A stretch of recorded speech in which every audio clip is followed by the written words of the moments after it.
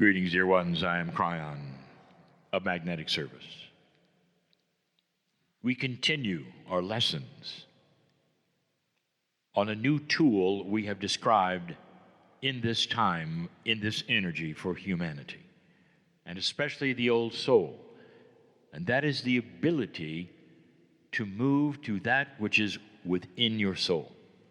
And in that space in your soul are so many things opening up that will actually define what's next on the planet.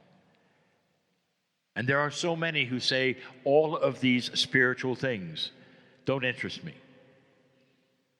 We're having trouble on the planet right now. We need practical things, Kryon.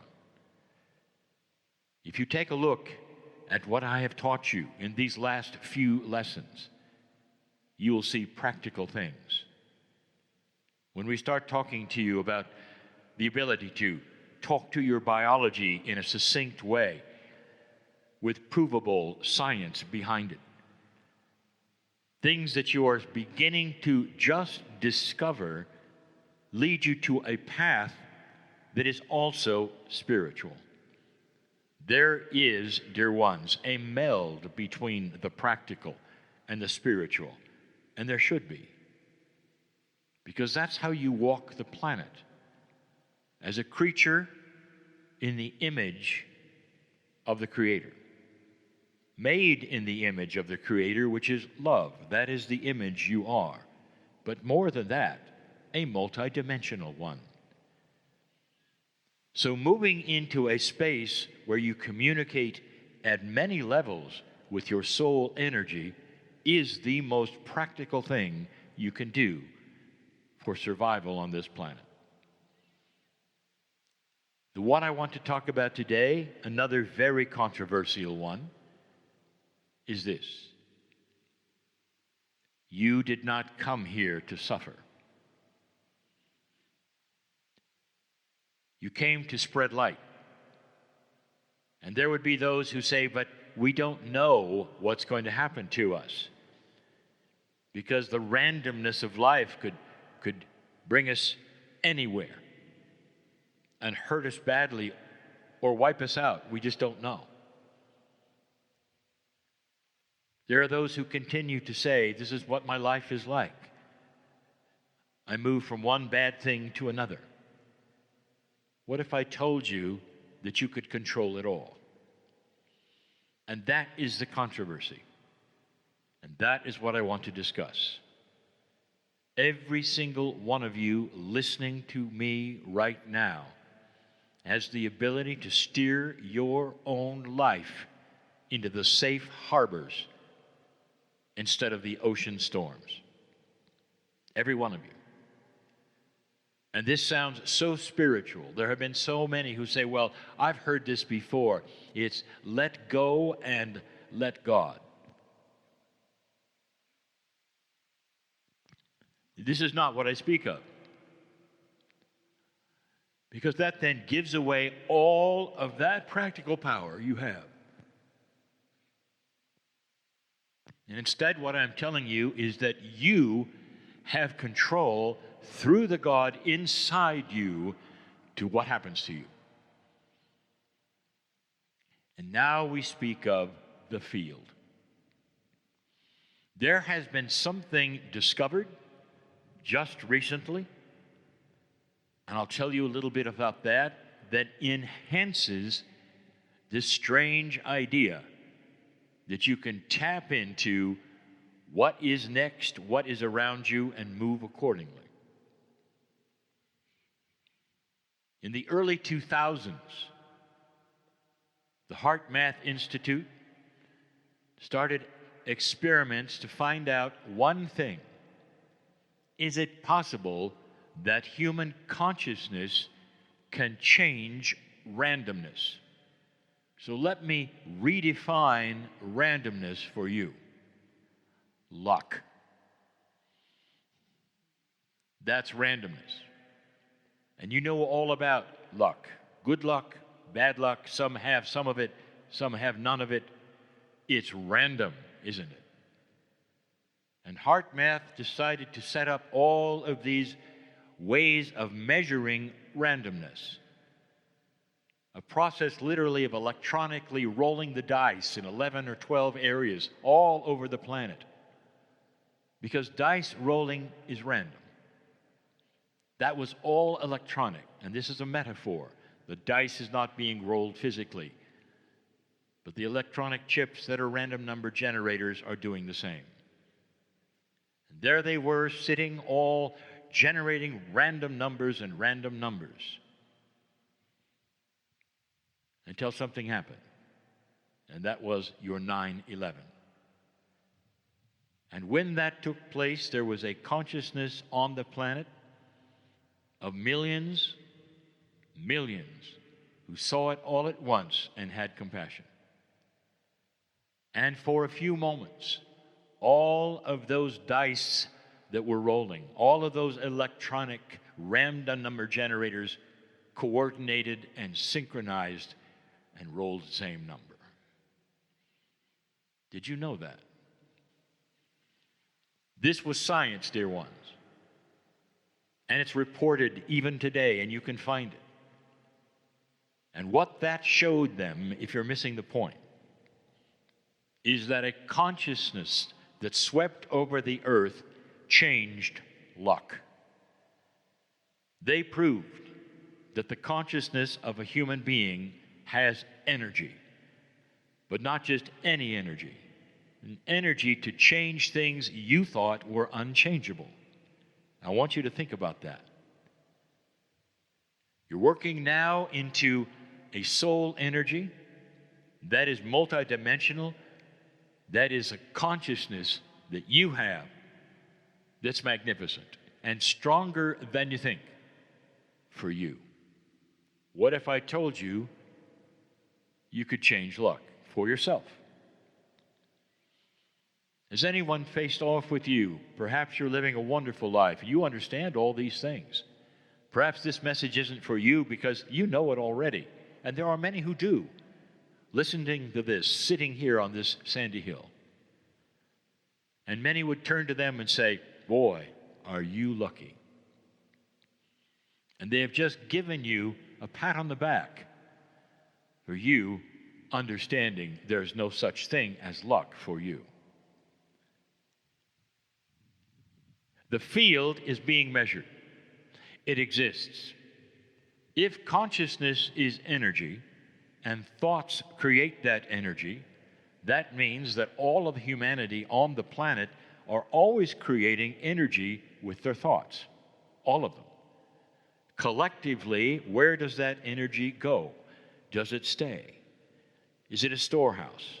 What happens to that? And the answer is it goes into the field for a time. That field is a multidimensional area. It is the place where those who sense distance and report on it, called remote viewers, live. That's what they use. That's their tool.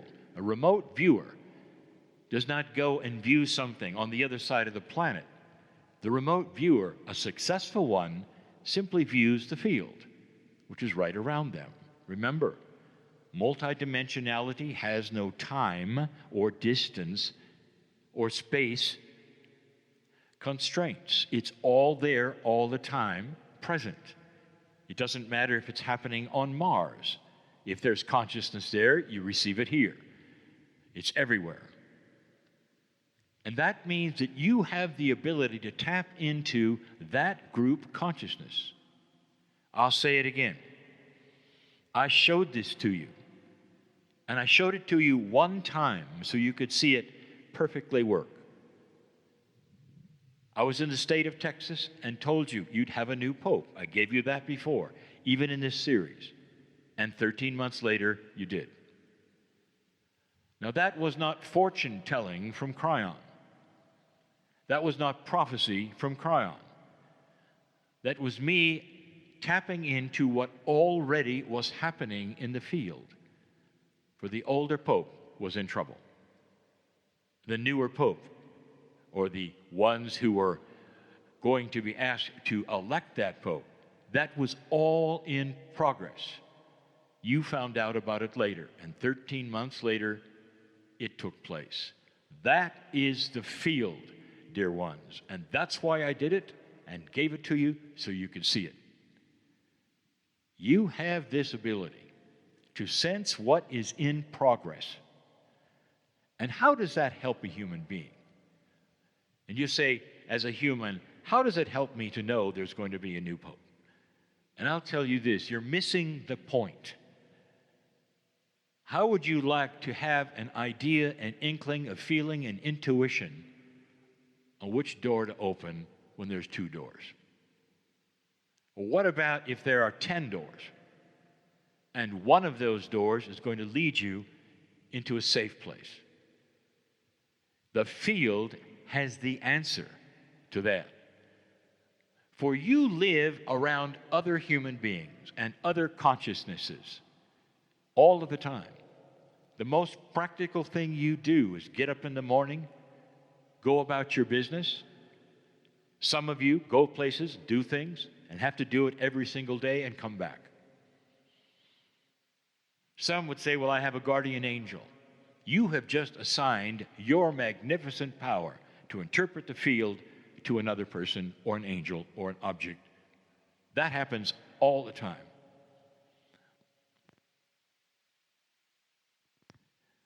Humans are very comfortable with someone else doing the work.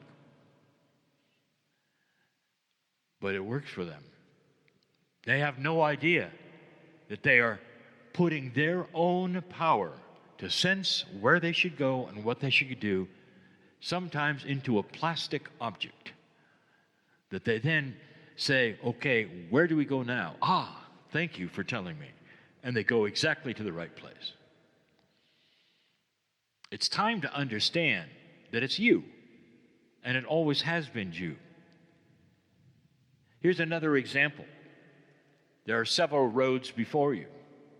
You've been on many roads here in this valley, and you've witnessed that some of them perhaps have some more problems than others, more difficult to traverse than others. What if you had the ability to know which road to take? It doesn't have the sand or the bumps. That's easier for you, or perhaps doesn't have the pending accident that's coming, or something even worse. That is all in your power. And I've just given you the proof of it. Consciousness is energy that can change luck. But you have to understand it and believe it. And then there will those who say, okay, you've got me believing it. How? How do I do this? The answer has always been the same. Number one, believe it. You have to cognize it. It has to be something you don't simply try. You have to understand you are now part of this process of doing. And so you become more comfortable with that which you believe is possible, and you start trying, attempting, by saying, all right, I'm going to tap into the field in my own way and start trying this. I have several choices. I'll take that one. And then suddenly you say, that was the right choice. I don't know how I did that. How many of you can explain intuition? And the answer is almost none of you. How did you figure that out? Why did you decide to do that? Tell me how you did that. A human will ask you and you'll say, I have no idea. It just happened. I just did it. Welcome to multidimensionality. There is no logic, no proof, but it works. It works. My partner has watched himself learn this. When I say watched himself, he's tracked it for himself until he realized he was making the right decisions at the right times. And then he relaxed and counted on it happening by itself. You get into a comfortable position understanding, hey, I'm actually creating my own luck. I'm putting myself in good places where good things happen, where I meet people who can help me. I put myself in other places where other people wanted to meet me, and they'll say, what a coincidence that you're here at the right time, at the right place, and had this happen. And you say, there was no coincidence. I followed my intuition. And that intuition, dear ones, is connected to the field. The consciousness of other human beings around you, the things perhaps even that Gaia may do when it comes to that which is storms, rain, heat, cold. Now, in this very valley, the Navajo prayed for rain. In their own way, they prayed. Or they had things that they did, or the songs that they sang, or the movements that they had. And people would look at that and say, well, how quaint that was. Let me tell you something. The ancients knew all about the field in their own way, connected it to Gaia, and it rained. And there would be those who would say, well, that was coincidence. Until you talk to the ancients and say, well, how often did that work? And they would say, most of the time. Dear ones, that is the field.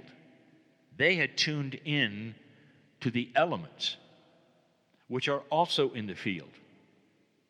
They could sense that which was the weather, which is also from Gaia, as a consciousness in the field. This is almost unlimited in what you can do, in what you can sense. And the better you are at it, the more people notice. Wow, are you lucky? Dear ones, I bring this to you as communication with your own soul because that is the key. To realize there's a sacredness within you. Beyond sacredness, there's love. Love, compassion, joy, all together are the grease and the oil which allows you to sense and have best intuition. And I'll say it again. You cannot do it in fear. If you are a fearful person, believing in fearful things most of the time, I will tell you, those intuitive eyes are blind, and you will not have the luck that you're asking for. In fact, it may even bring the other. You walk in the dark and have no idea what you're going to step on or what's going to happen next. And that's the truth. Joy, compassion, kindness, understanding, it oils it, it greases it, so that you can be in a place where the field tells you what to do, so you'll live longer on this planet, so you'll be healthier on this planet. There is so much more here, but I'll stop here just to tell you that I would not give you information that wasn't true. It's for you. It's for you now. And it is enhanced more now than ever before, like a handout saying, maybe it's time that you learned how this worked. And so it is.